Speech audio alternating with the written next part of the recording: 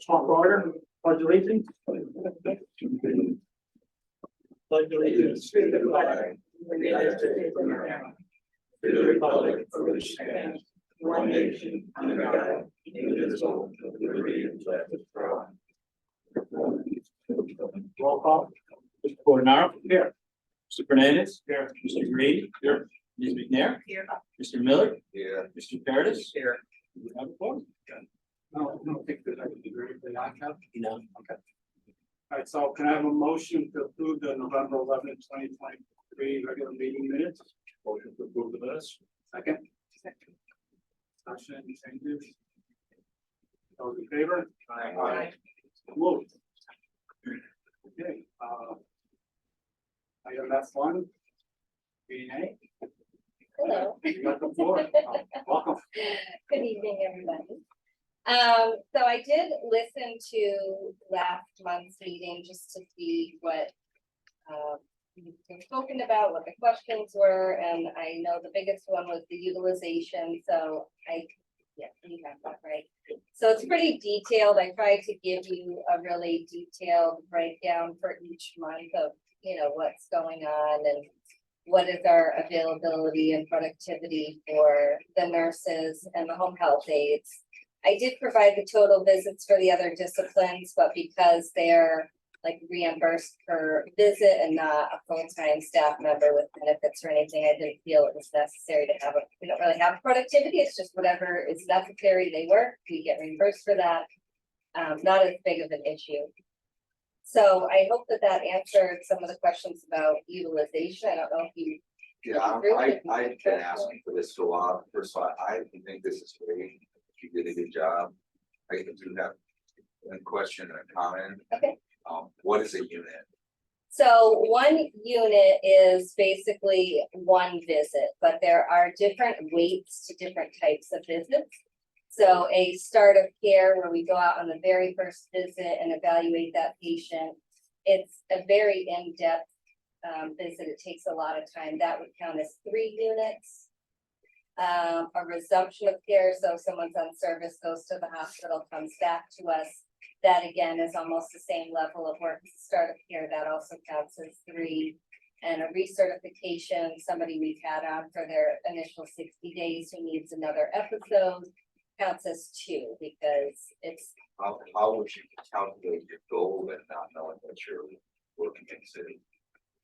Like you said, like So for September, the goal 304 units. I could understand if that was 304 hours and one type of task takes 2 hours, and another type takes 3 hours.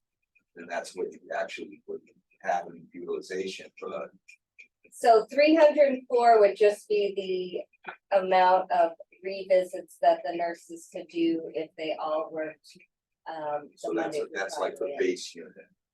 Yeah. That's the lowest.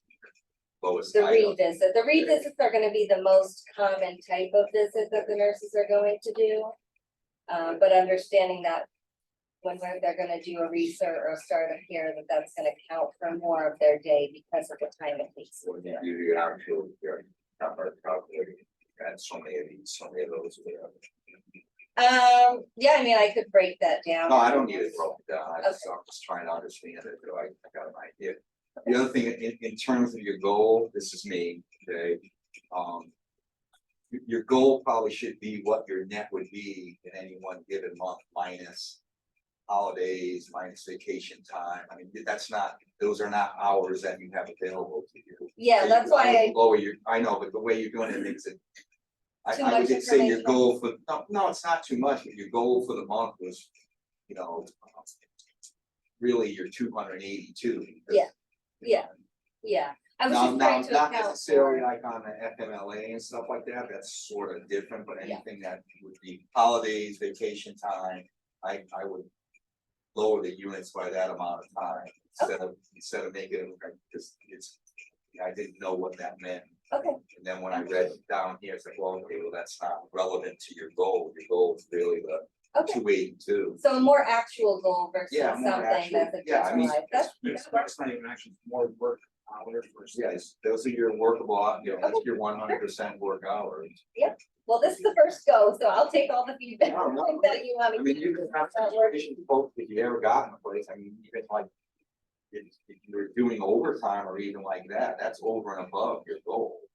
You could end up with actual goal and above your goal too. But I That's think this is helpful. great, I think this is worth tracking, to be honest with you, I think it tells a lot. So George, I just get a 282. The 282, she has in the first September, the goal 304, and she has minus 22 units while off. It's attributed to a holiday, It's in the body. Labor Day in the red. It's right here. So they took off 22 and said really my available was 282. Okay. The 282 was the available units of work that could have been done. Unless they're gonna work the holiday, but you know, but then So you we do trade them have up one elsewhere. nurse who covers the holiday. And we do have one nurse who covers weekends. They do it on a rotating basis. One out of the three will cover. But it's not typically a full day on those days, and that's all overtime, so I didn't necessarily want to include it in that, but that's good feedback. Thank you. I like this, so I appreciate it, thank you. No problem. So question. You're, you're 253 for actual. Against the 282, right? And you have 127 on health aid institute.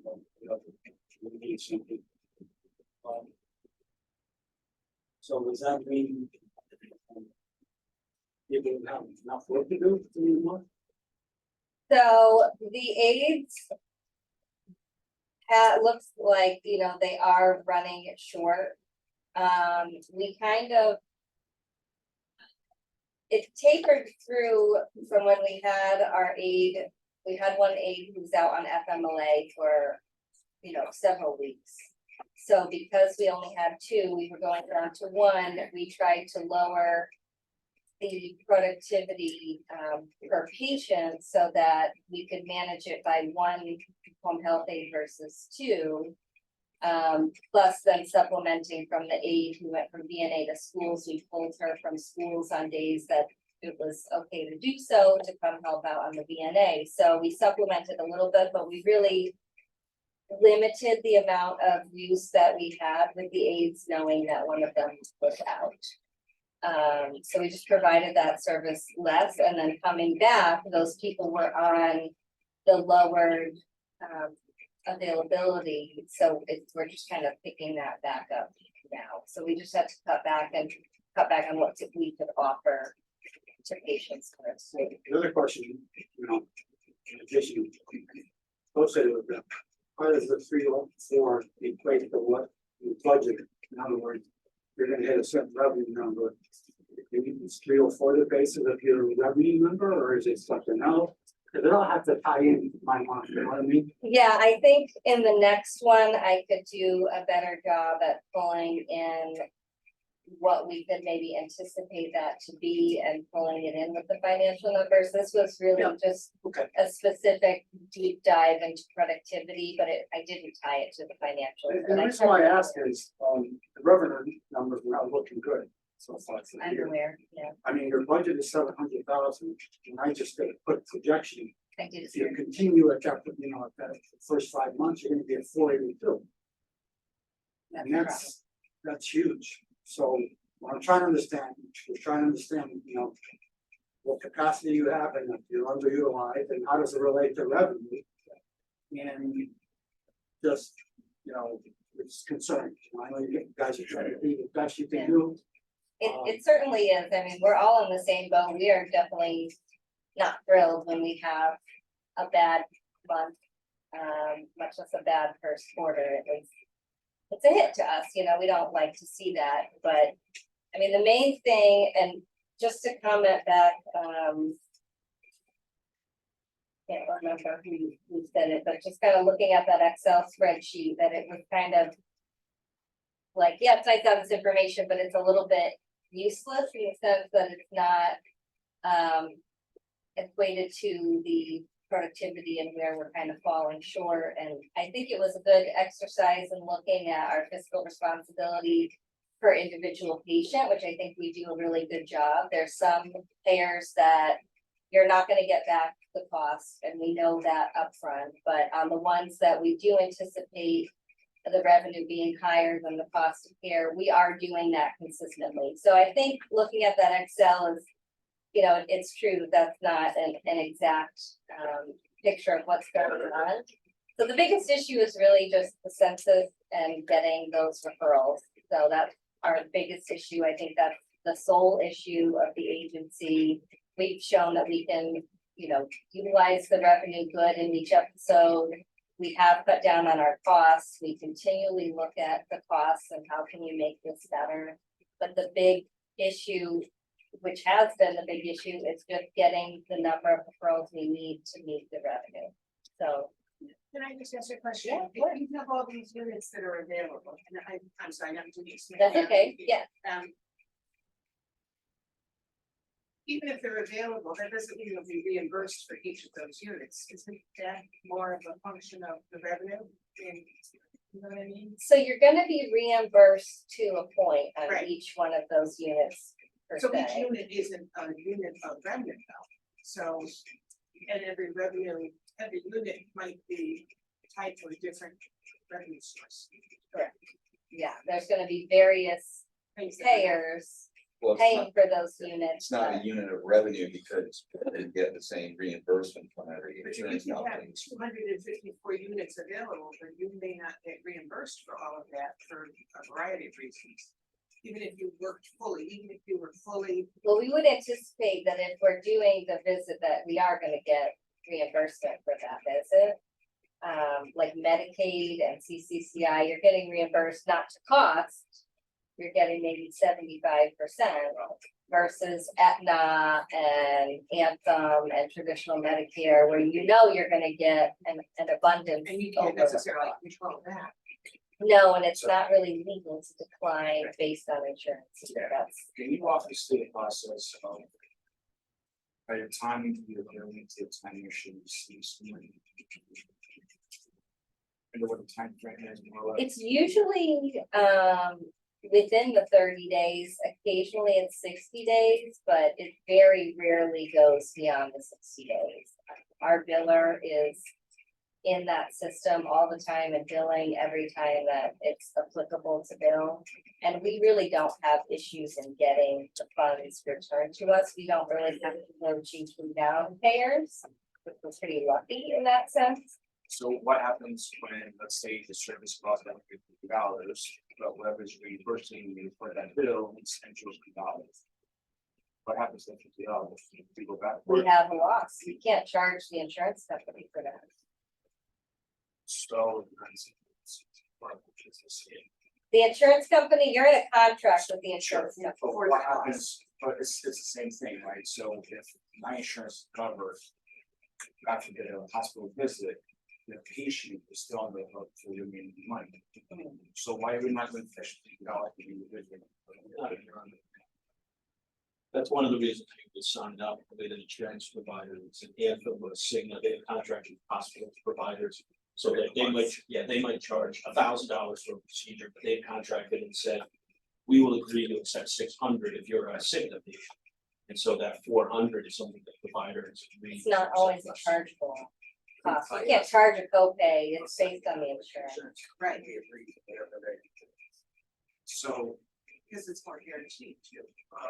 There's less of risk. Now, if we don't sign on with the insurance company, the universe of people that are available. Is yeah, considerable. that's a double-edged sword. Just like They want Cigna somebody and else to Connecticut, do we're it. not in contract, so we can't take patients because we're not in contract with those two insurance companies. We've tried and just have gotten nowhere.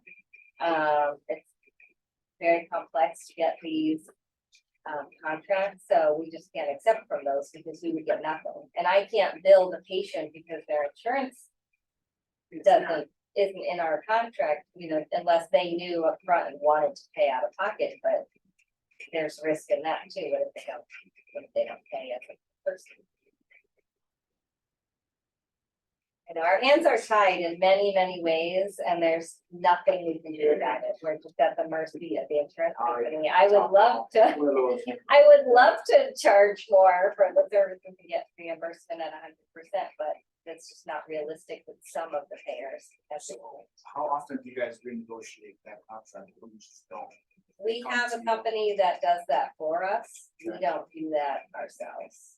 You're part of a group of Part of the outfits group, like this, yeah. it's almost like the.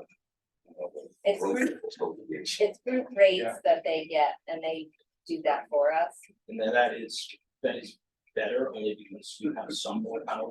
If Berlin B and A tried to. Yeah, go they Cigna got no or power. Aetna Or or- like Cigna, I reached out to them because the town changed to Cigna, and I said, we wanna be able to take care of our own. And they said, oh, that's great, but then nobody ever got back to us, and it was at least 6 months ago. Can the town help them out? Paula in HR reached out, it's limited, that what she can do, and How many full time nurses do you have right now? They're just strictly dedicated to VNA. 3, That's what's in this and 2 home. 304 units is three. Three what? How many home health aides? 2, Three full-time nurses, Two. and 3 nurses, 3 aides, and that's 2 aides. And the aides are considered full-time or the? both. That one, well, your job and then anybody else. Then it's As an myself, employee. and we have 2 office staff now, Full time. yes. During the budget, you guys had asked for reductions during the budget. And if you'll recall, it was partly through the year when I was going to take effect, that took effect in November. And For this- first yeah. part of December, so you're now starting to see the financial results starting in December with the quote unquote benefit. And those were 150, yeah. And the nurses, the visiting nurses. No, they are separate, yeah, it didn't make sense to have to carry over. We've grown our pool of per diems so that we have the support that we need in the school side and in the. So if you have 282 units available for the month of September. And you're 89 short of the goal, what are these 3 nurses doing?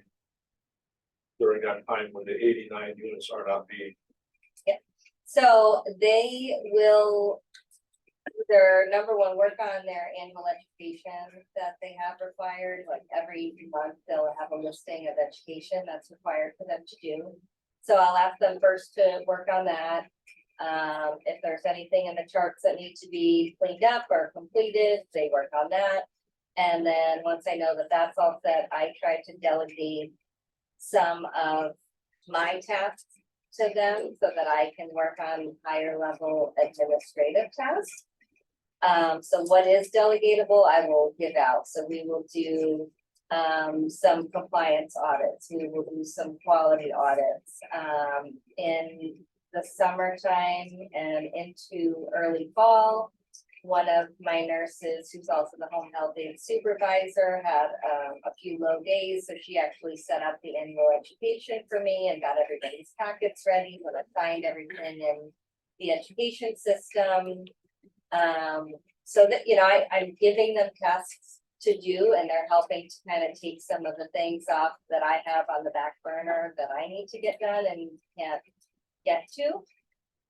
Time is always an issue in our office, my so. main concern is like September. A third of their time during the month of September was spent doing odds and ends. That's not efficient, Yeah, I understand that, yeah, you know, I that's mean, just not a good way to run things. and I understand, and I know September was not a good month. It's not a whole lot better than October, I mean, it's a large number, it's a large number of downtime units. That's, All right. there's the budget, sure, there's the budget. Well, I guess we also, I guess if we're looking at the available units, we should look at what's short of the available. Oh, I understand that, but that makes it worse because you have 278 available. Try to have one. Available units in actual rather than Sure. the. No, that's all the books. Yeah. People Yeah. So, you know. It's a little bit less in than, November, you were told- It still comes out. That's right. yeah, yes. And I would suspect December will probably be somewhat similar. But on the holidays, Even if it's open, they're going back to the productive. How often do the nurses go into the schools to either back up or actually. We don't have the VNA nurses going into the schools or the school nurses going into the VNA at this point. The specialties are just vastly different, and it didn't really seem suitable to have a VNA nurse in the school or a school nurse in a home care, visit. Their specialty is, where they are, and I don't think that the crossover was working very well. So, internally, I can say.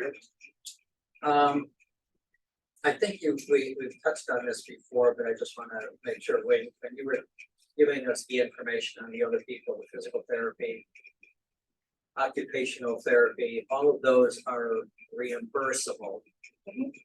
But do we get fully reimbursed for everything that those people do? Yes, so those visits are much easier to cover because they don't have, obviously, that benefit cost attached to them. So it's just the cost that we pay them for the visit, and the reimbursement rates for therapy tend to be pretty good. Okay, so it covers your direct costs plus something for your, Yes, based on the type of insurance, it might be kind of right at that number, like Medicaid would be like right at that number of reimbursement, whereas Anthem would be $85 in excess of the cost.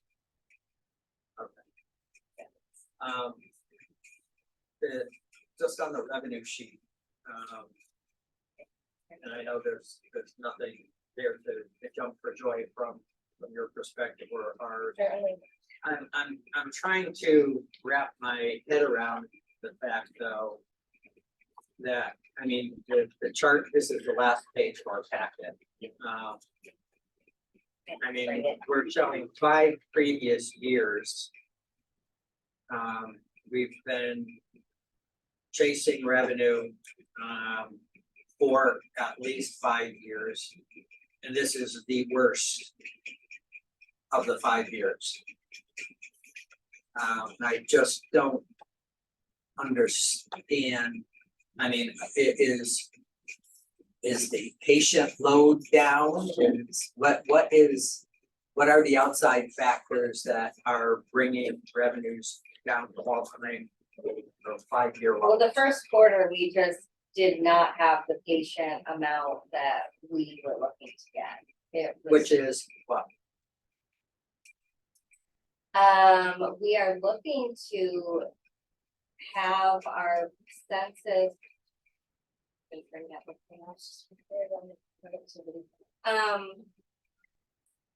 think we had talked about like 26 minimum of new episodes. And I don't have that.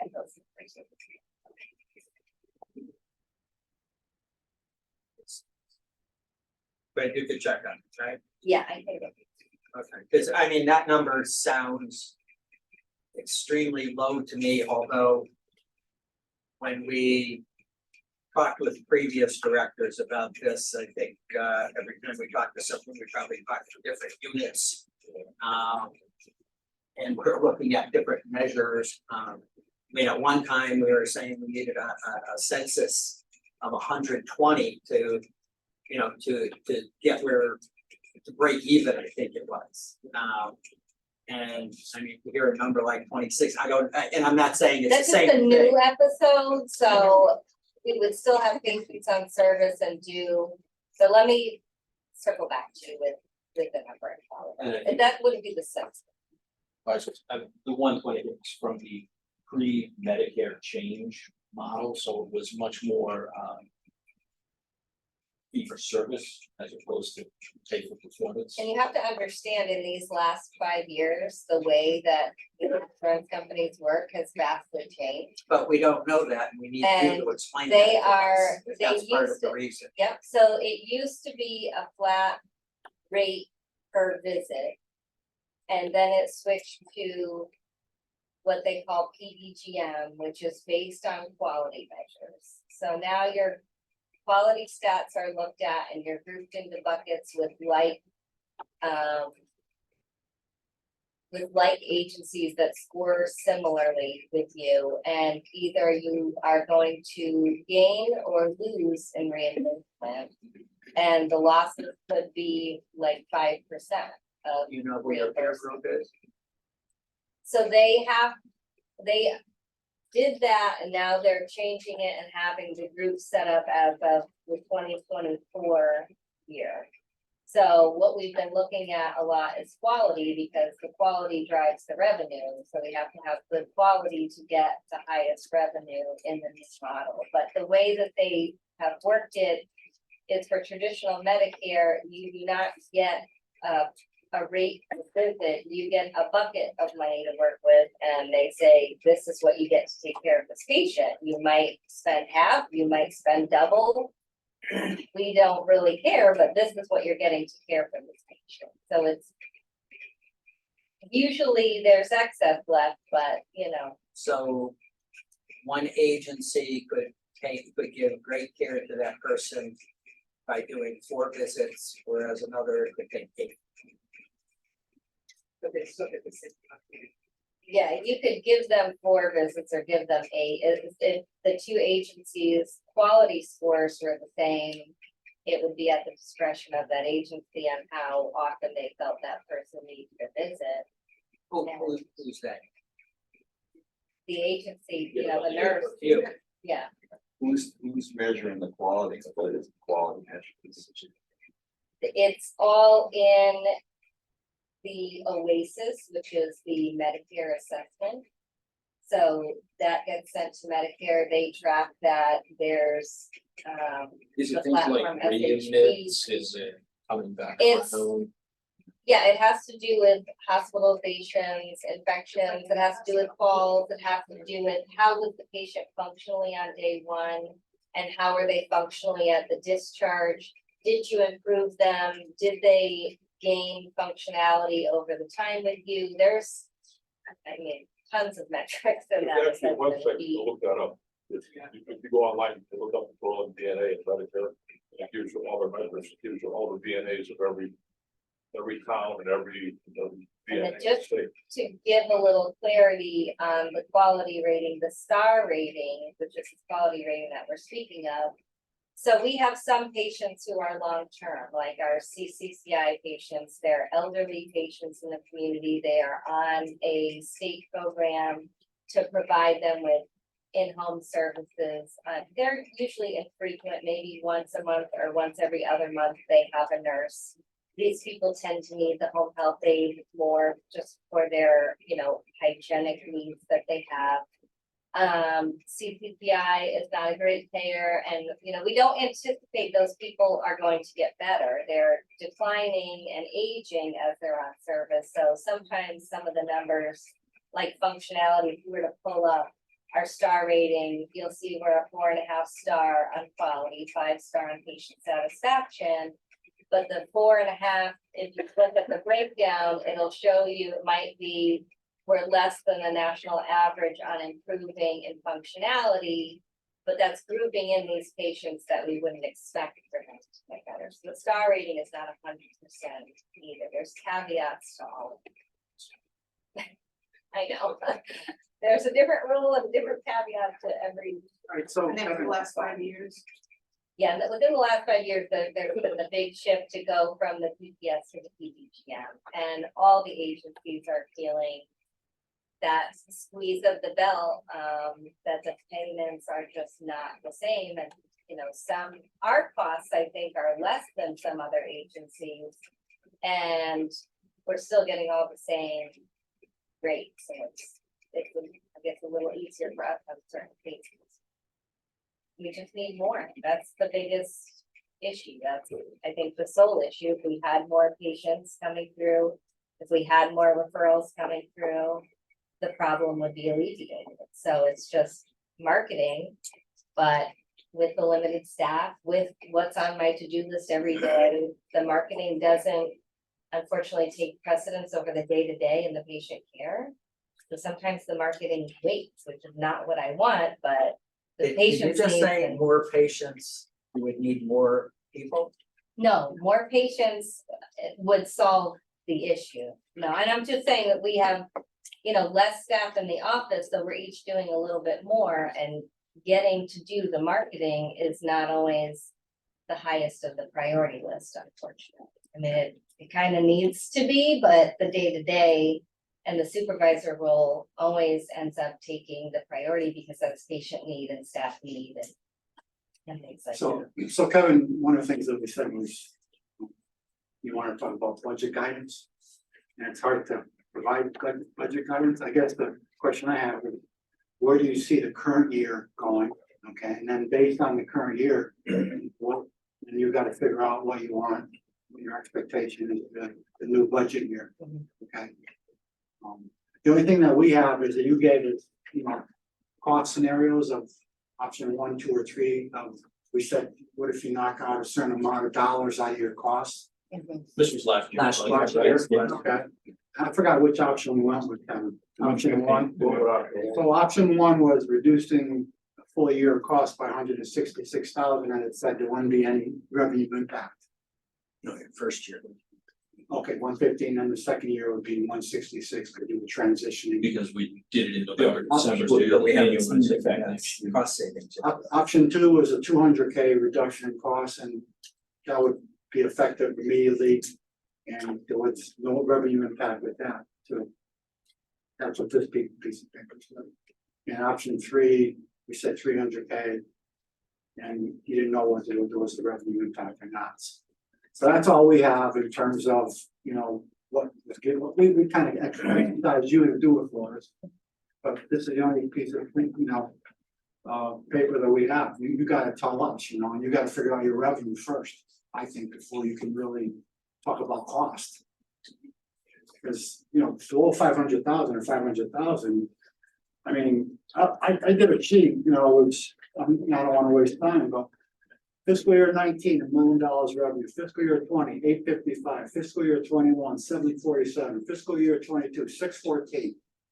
Fiscal year 23, it kind of stayed flat, and now we're saying potentially 500. I mean, this is why we've been, we look at the financial numbers, and this is why we've been trying to figure out, you're dealing with Goliath, you know what I'm saying? You're dealing with the Hartford Healthcare and so forth, and it's very challenging for It you. is. And I feel for you. And everybody wants lunch from somewhere nice, and we've only got $6,000 to market, so that's probably not gonna happen because there's no guarantee we're gonna get anything from that, but we have something new that we want to start in January, which benefits the nursing facilities and would hopefully benefit us. That we just ordered the items for, we're gonna bring them out first week of January. I'm just basically gonna show up because I don't want the expectation to be like, oh, you're coming, well, you're gonna bring lunch, right? Like, no, I have a different idea. It's a little bit hard. And so we're gonna make welcome bags for the patients admitted at the facility. We're gonna test maybe 3 or 4 facilities, bring them 25 bags. And it'll say compliments of the Berlin VNA, have items inside that they could use during their stay there, but also have our brochure. So on day 1 to a nursing facility, they're getting information about our home care. And it helps the facility because then that person has a couple little goodies that will help, pass the time or just give them little items that they need. So we'll see what happens with that. We are still working on UConn. I've had contact with the VA. We've had contact with Bristol Hospital. We've talked with Middlesex, but it's like you start to have these great conversations, then you try to reach out to these people again and it kind of falls flat. So it's just persistence and time. I wish that these relationships were built 6 months ago, but it's just been really slow progress and it's been a little bit difficult with the limited So I'll Mark. ask the question, sorry for interrupting you, but I No, think that's this is the okay. right time to Yeah. do it. So maybe you don't need 3 nurses, you need 2 nurses, you need someone whose job is quite literally go out there and market the VNA and talk to all these people every single day. You know, like, that's similar to what I'm thinking, but I'm thinking, we have, I'm looking at, we have 42 days off. We have five staff people, nursing staff people, 42 days off in 3 months. It has to be added into the holiday time and everything else. We are getting eaten alive by having full-time nursing staff. We need to maybe be looking at per diem staff and 1 full-time nurse. The thing that's scaring me, and Sal just pointed out, is in the business world, let's all start from this thing. I think we'll agree that the VNA is a service. It needs to be in town, so we'll agree on it. There's only so much money to go around. I know. Hear me out, hear me out. Hear me out, hear me out, hear me out. Hear me out, hear me out. I'm sorry. Hear me out. But Sure. it's very clear that the revenue is not coming in. And the expenses cannot and must not go up. So something has to give. And if you're saying they need someone who does the marketing to go out there and talk to these people and just keep at it, grinding every single day, then maybe restructuring your staff is the right way to go. I'm happy to work that out and try that, and maybe we do that for a month as long as the Well, you referrals are the same, but you know, I can't just pull her completely out of the field. I'm not hate to saying, think I'll be these honest with things, you. but- A nurse, yes, the knowledge is impeccable and she'll be able to talk and do this. But on the business, you need someone who is savvy in actually reading the person that's talking to you. Like you said, you've got conversations are going great, but that's your perspective. That person at this time may be just like, all right, let her finish, then I'll go back to what I'm doing. You need someone who can sit there in that room, to read that person, who can start modifying the conversation, so it actually means something.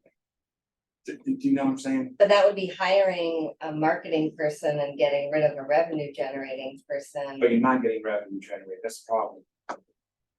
But when they get the ball rolling, then we won't have enough people to take care But of the then we patients cross we that get bridge when we referred get for. there. It's But also if you hard to start find saying no per because diems. you don't have staff, they're not gonna send you anything else. It's The stream will dry up Yeah, quick, per I'm gonna diem. tell you right now. But yeah, you The know, problem with per diem is hard to that, find. like, we have per diem therapists. One, we just recently lost one because she moved. We had 3.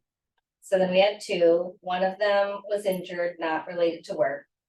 And the one that we had planned vacation. I had to turn down 2 referrals because I didn't have a PT because they're per diem. So per diem has its problems also. You can't force these people to work. They work when they want, as long as they want, and the minute that they're gonna get $1.50 more somewhere else, they're gonna leave.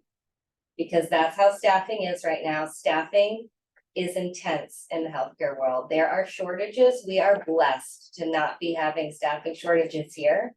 And when you start doing per diem, and I know that Westbrook has it, but their model compared to ours is very almost the same. I mean, I know that they have 2, I guess, people less. And they have 1 person in the office, and she did admit it's more work than 1 person can do. And they struggle. And you know, it's just not that easy to just build up a team of per diems that are gonna be quality, that are gonna be consistent, that are gonna show up, that are gonna have the care. And that are gonna be there and stay. I mean, a per diem can just one day, I'm going to Europe for a month, have a good time, and now what do I do? Like, there's no guarantee in per diem. Would there ever be a consideration of hiring, not just for but a PR person independent from the nurses, you know, someone who has the experience in the healthcare field, someone who's either worked for maybe Harvard Hospital or Middlesex or some other agency that knows, and just pay them on a per diem basis rather than Being full-time is Being a full-time Do you position. think that Consultant. you'll get a quality? I mean, it's worth invest, I don't even know if there's people out there that do something like that, there's gotta be. Maybe there's, not someone in the VNA per se, Like a but marketing. Well, we do have a nursing consultant who has come out, she came out last year. Or might have been, I think it was last year. And just helped guide us in something. She's a consultant. I could see if she has the Any- marketing experience. We've already got her book to come out and do some policy work you might for know us. someone. So I can certainly look into that, but. Somebody might- I think one of the other sides of that, yes, we could put more effort into that, but I think you also can't lose sight of what we're. The population that we're going against, all right? We're going against well-funded mega corporations, you know, that. You know, I mean, we have to sell ourselves as being a part, okay? And that's, it's gonna be a tough sell. I mean, you know, I think it's easy for these people to deal with the same agencies that they've been dealing with instead of having us break in and now they're dealing with. Well, I'm these gonna let guys you and know, someone when else. people have us, they return to us. And they call us, we get numerous letters and they tell us how different the experience is from the other agencies. And that's what we offer. We offer a quality experience where you know you're gonna have your same nurse, where you know when you call, you're not gonna have to go through a prompt of But 10 that- different that buttons and you starts know that you're after gonna. you've got the patient. What I'm talking about is getting the patient. What we're fighting against to get the patient. That's the first hurdle, all right? You have to have already sold that to the people that are doing the referrals Mm. rather than to the people themselves. And I that's mean, what once we we're get to the looking at. people, that's fine that they'll come back, but if we don't get them in the door in the first place, that's a problem. Okay, well, thank you. Thanks. Sorry, I have better information. That's a great start. Alright.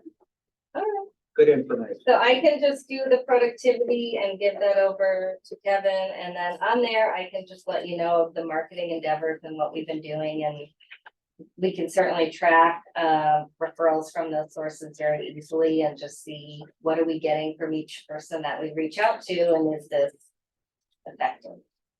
Would it be possible to get a number on what a unit is, a dollar number, just a conglomerate average? I mean, if you have 305 units and you take an X amount of dollars, a unit is worth this much money. I mean, we know, Does it make we know what the sense to- reimbursement is. We probably.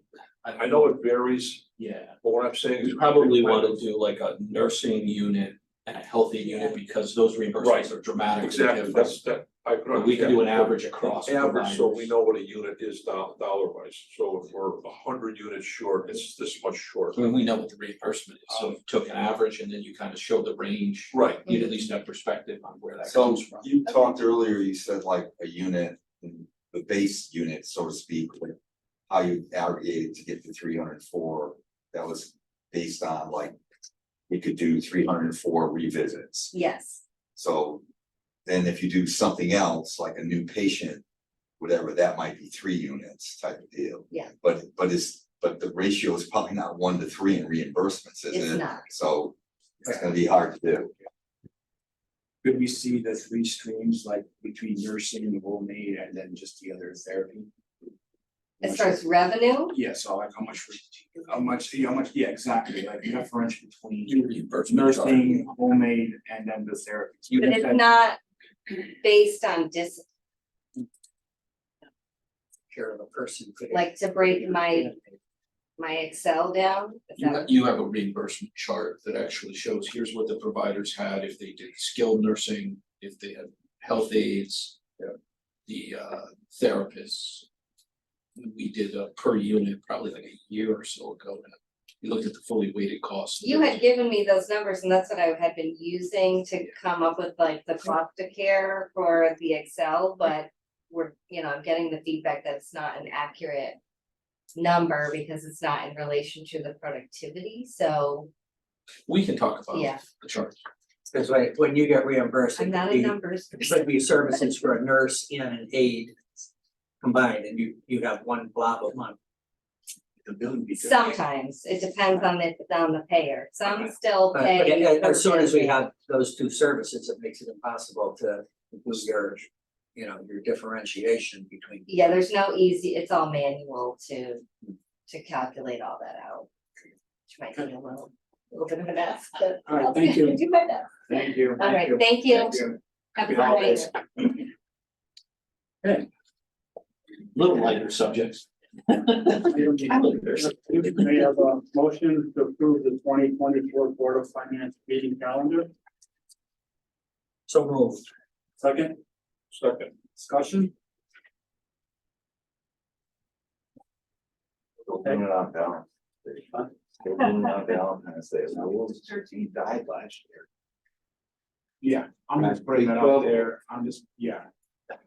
You guys are like, whatever, 50 years married, who cares? I'm like, I wanna get to 50 years. It's a Zoom merit. It's the 13th. After 45 years, every day is Valentine's. Oh, last year. Exactly. Every day. Every day, right? It's on the record, it's on the Chris now. Yeah. Oh, yeah.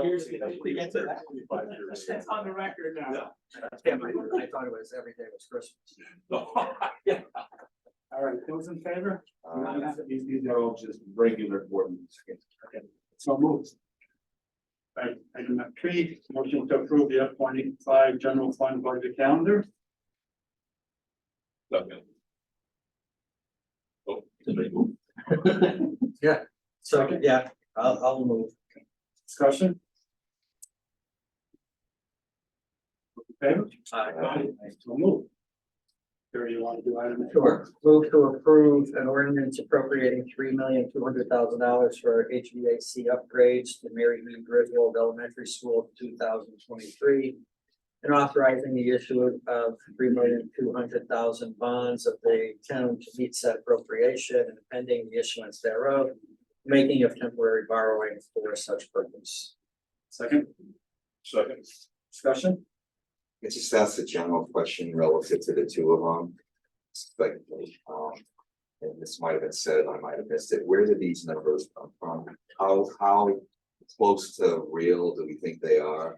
The Public Building Commission retained 2 different costing firms, one for each school, and then they reviewed this.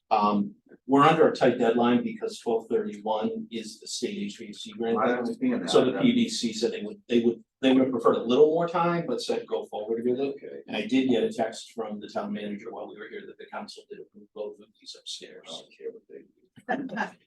I mean, they don't look at the numbers. Is this? But I do know like Jerry, If they didn't approve it, we should. Jerry wants to. I understand that. I just want to make the point that they did approve it before you guys approved Well, it. the number, they're just not approving it. My question, and I know we'll get to it, but it's germane, the second one too, is, we're really close to that $5 million. It's a little bit of optics on the 4,905,000, whatever, that I don't really like, but my concern would be if like, if we run into trouble and that number doesn't pan out.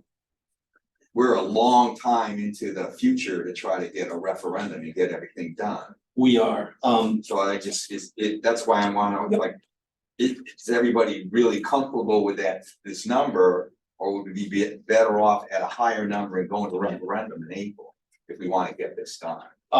That's my question. you could always revisit, but a referendum in April would not qualify us for the grant. They said the referendum would have to sort of hold a special. What I will tell you is that particular, for Hubbard, because I asked the question, how is the smaller school considerably more expensive than Griswold? Griswold apparently had electrical upgrades several years ago that Hubbard did not have, which is why there's additional work that needs to be done at Hubbard to get it up to where Griswold is. That's the differential.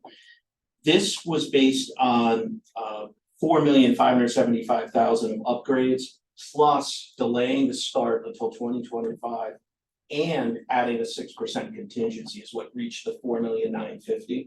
So if we get the state grant, we'll have to start this summer. because the state grant says it must be completed by the end of 2025. So are the electrical upgrades needed irrespective of the HVAC upgrade? Should they be two separate items? They are not if we don't do anything, but in order to do the HVAC upgrades, the electrical has to be upgraded.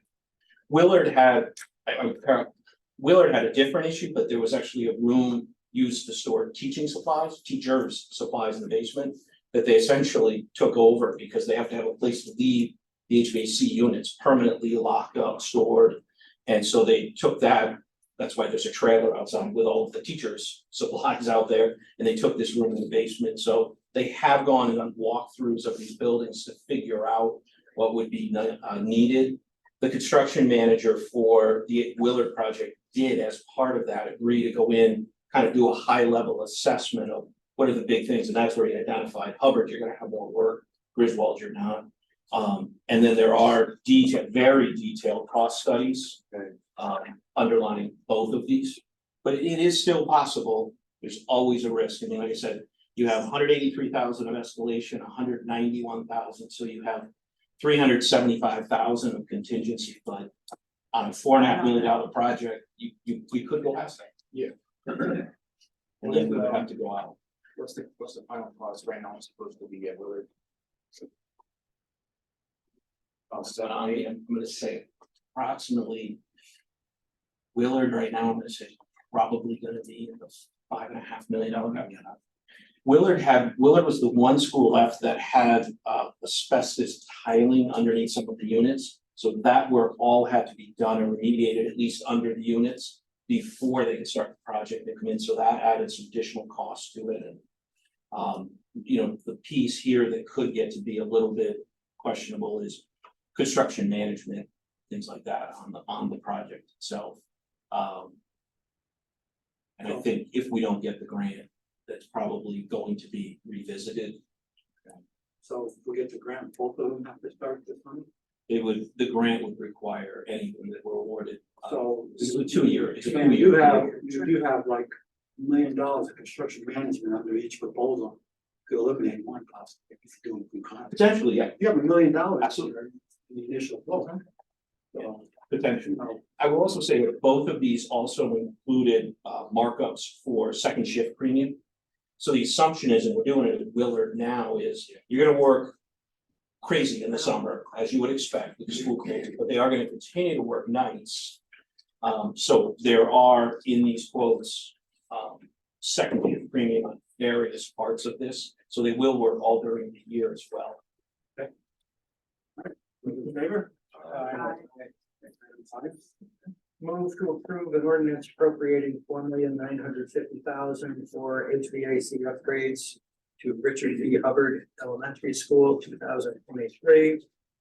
And authorizing the issue of $4,950,000 bonds of the town to meet said appropriation and pending the issuance thereof, the making of temporary borrowing for such purpose. Second, discussion? This is only for bond, this is only so we can get the grants, right? The application, but if we won't get the grants. I think if the town does not win grants, this is the second round, if the town does not win the grants, then I think it ends up being a strategic discussion because the work still needs to be done. And I think it becomes a question of how long we wait for grants. This is still, I'll call it, maybe it's not appropriate, but COVID hangover, if you will. People are really concerned about the air quality, just as we saw with fire vehicles and emergency rescue vehicles in the wake of September 11th. After a couple of years, that really started to fade off pretty quickly. I suspect that they'll move on to something else. So I think the town would have to start to make a decision about when do we sort of go to them. I mean, we were talking about that project before COVID. Oh, yeah, Well, So- this has been a necessity for a while. Yeah. All right, those in favor? Aye. So moved. All right, Ken. Couple of updates, a follow-up from the last meeting, you had asked about health insurance. The budget was settled with a 10% increase on health insurance. When the numbers came in, we ultimately went with 8.5%. That translated to just under $100,000 collectively benefit between the town and Board of Ed It's about 2/3 town, 1/3 Board of Ed. That's just based on the fact that there's a lot more people in the Board of Ed than the town side. So that's where it landed last year. We did meet, the finance director for the Board of Ed, myself and our broker met last week and looked at current numbers. Right now, if we were to project out just cleanly, the broker would call for 14%. Inflation based on independent studies are saying about 6.5 to 7% for health insurance. We did just receive November results from the broker today. I get to see it weekly because I get to pay the bill. And we've been trending well, and we are continuing to trend well. So we are right now, Board of Ed and town, we are still using the 10% of the budget.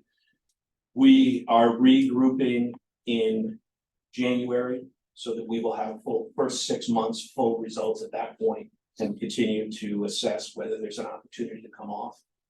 I don't see us having an opportunity to come below 6.5 or 7, just because that's medical inflation. It's just a rise.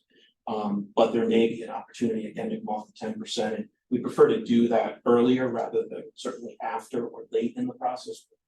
And So the 8.5% is what the Board of Ed put into the internal service fund? yes, and the town. And, okay. So there's favorability And when we had approved their budget, we were at 10. assuming they were doing 10. There's a little bit of money there. It's about about $28,000 for the town, and it's about reaching a little bit back. It's just under 70,000. So if, I guess my question is, if we're budgeting them at that 10% level, why aren't they contributing that level?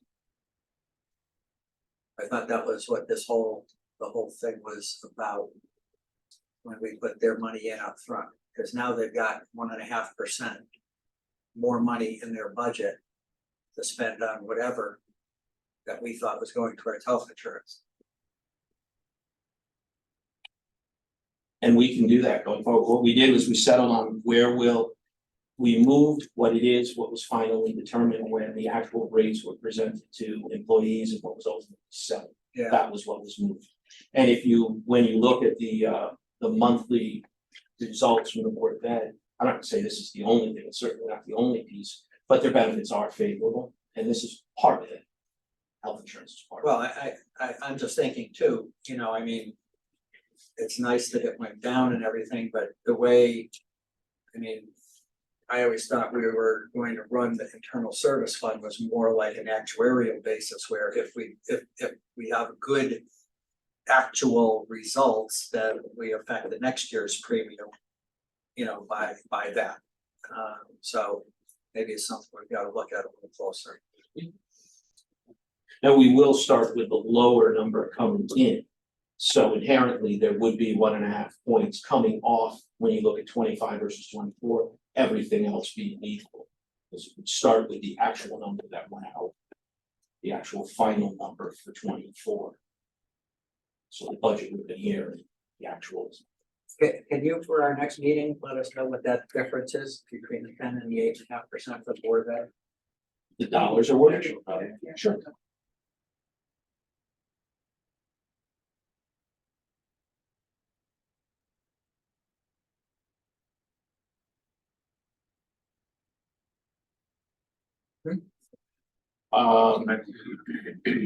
You can see in the results, I will go through all of the pieces with the revenue, continues to trail a little bit. We are seeing a nice pickup. We typically have seen about 100,000 every week as we get through November, December. This week, we had over 300,000 of tax revenue. So we are starting to see the numbers pick up, which is encouraging.